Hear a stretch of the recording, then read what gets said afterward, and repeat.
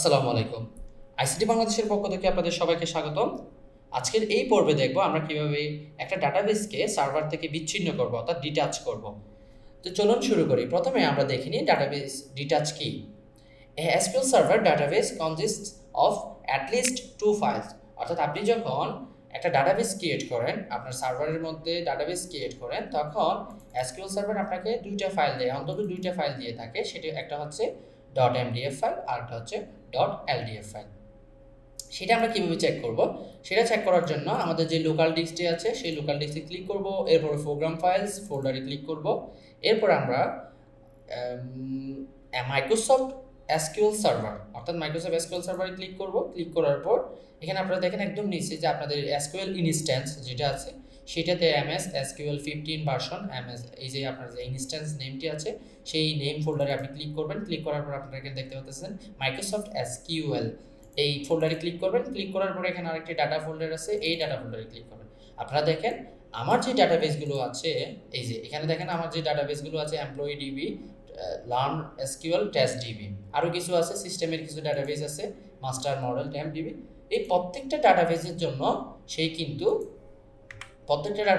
সেই দুইটা file create করে দিয়েছে। সে একটা আমরা যদি দেখি, একটা হচ্ছে লগ ফাইল আর একটা হচ্ছে .mdf ফাইল, এটাই।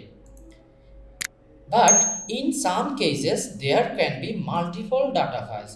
অনেক সময় কিন্তু আপনার এখানে মাল্টিপল ডাটা ফাইলস হতো, অর্থাৎ একের দুইয়ের অধিকও হতে পারে। সেটা when these files need to be moved to another SQL server instance, অর্থাৎ যখন আপনার ডাটাবেসটাকে এক সার্ভার থেকে অন্য সার্ভারে মুভ করতে হবে, অর্থাৎ আপনাকে স্থানান্তর করতে হবে, you are unable to just copy these files since they are attached।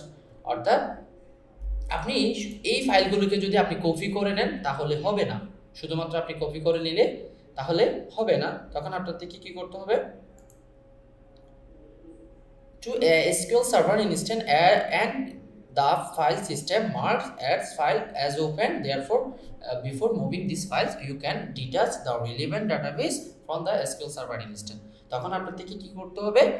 ওই যে ডাটাবেসটাকে আপনি ডিটাচ করতে চাচ্ছেন অথবা এক সার্ভার থেকে অন্য সার্ভারে আপনি কপি করতে চাচ্ছেন, তখন এই ডাটাবেসটিকে আপনার থেকে ডিটাচ করে নিয়ে ওই যেই সার্ভারে আপনি কপি করবেন অথবা স্থানান্তর করবেন সেই সার্ভারে আপনার থেকে এটা অ্যাটাচ করতে হবে। এটাই হচ্ছে ডিটাচ ডাটাবেস। সেটা আমরা কীভাবে করব সেটা একটু আমরা দেখে নিই।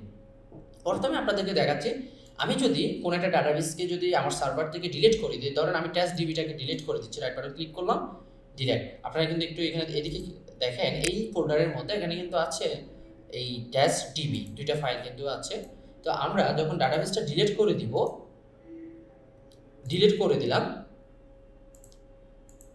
দিলাম, আমরা যদি ওই ফোল্ডারে যাই, আপনারা কিন্তু এখানে দেখেন টেস্ট ডিবি নামে এখানে কোনো ফাইল, দুইটা ফাইল কিন্তু এখানে নাই। যখন এটা হচ্ছে ডাটাবেস, যখন আমি ডিলিট করে দিই তখন কিন্তু আমার .mdf ফাইল ও .ldf ফাইল দুইটাই ফাইল কিন্তু চলে যায়। আবার যখন আমি কি করব, আমি যখন কোনো একটা ডাটাবেসকে ডিটাচ করব, আপনি দেখেন এখানে কিন্তু ওই ডাটাবেসটা নাই, যেহেতু আমি ডিলিট করে দিয়েছি ডাটাবেসটা নাই। এখন আমি এই লার্ন এসকিউএল অর্থাৎ এই ডাটাবেসটিকে আমি কি করতে যাচ্ছি?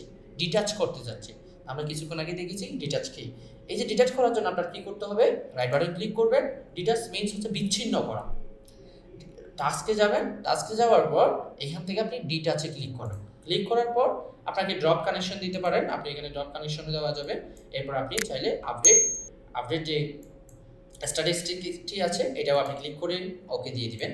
দেওয়ার পরে আপনি দেখেন, আমরা যদি একটু রিফ্রেশ দিয়ে দিই, এই যে একটু রিফ্রেশ দিয়ে দিলাম,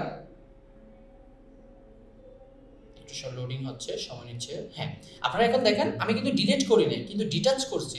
ডিটাচ করার সাথে সাথে কিন্তু আমার যে সার্ভারটি আছে, অর্থাৎ এই আমার যে লোকাল সার্ভারটি আছে সেই সার্ভারটি থেকে কিন্তু আমার লার্ন এসকিউএল যে ডাটাবেসটি আছে সেটা চলে গিয়েছে। কেন?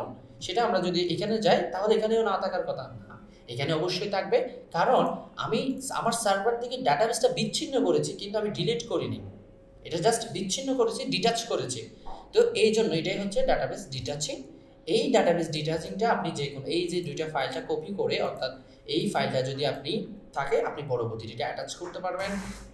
আমরা আরেকটি ভিডিওতে কিভাবে অ্যাটাচ করতে হয় সেটি আমরা দেখব। আজকের জন্য এতটুকু, সবাইকে ধন্যবাদ।